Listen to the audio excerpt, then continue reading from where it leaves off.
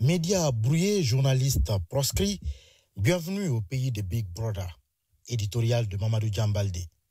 Près de 3 ans après l'intrusion de l'armée sur la scène politique, les hommes en kaki peinent à restaurer la légalité républicaine de manière délibérée.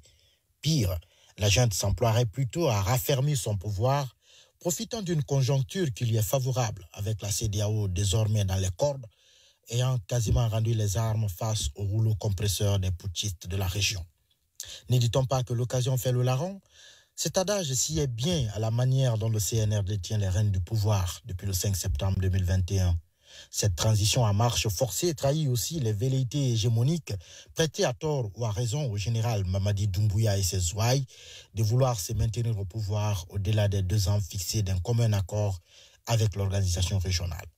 D'ailleurs, la récente sortie du nouveau Premier ministre Baouri chez nos confrères de RFI apporte de l'eau au moulin de ceux qui ont eu la prescience de prédire le glissement de calendrier dans le cadre de la gestion de la transition.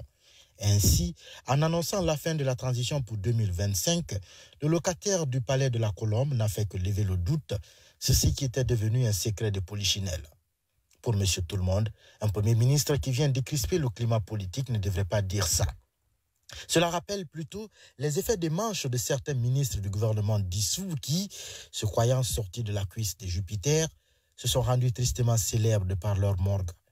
Mais comme une réponse du berger à la bergère, les forces vives de Guinée se sont aussitôt fendues d'une déclaration pour fustiger cette annonce de M. Baouri, tout en appelant à un dialogue inclusif pour redéfinir les contours du chronogramme de la transition.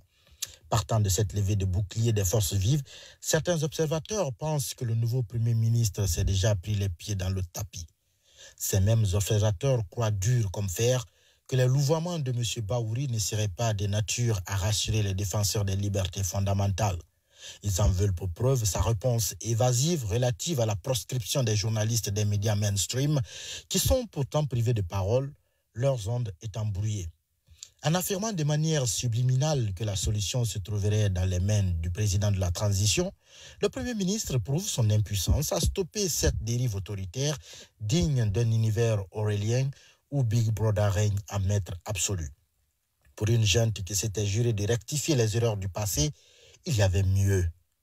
Sans douter de la volonté du Premier ministre, il serait cependant illusoire pour les médias victimes de l'arbitraire de l'exécutif de lui confier leur sort à l'allure où va le train.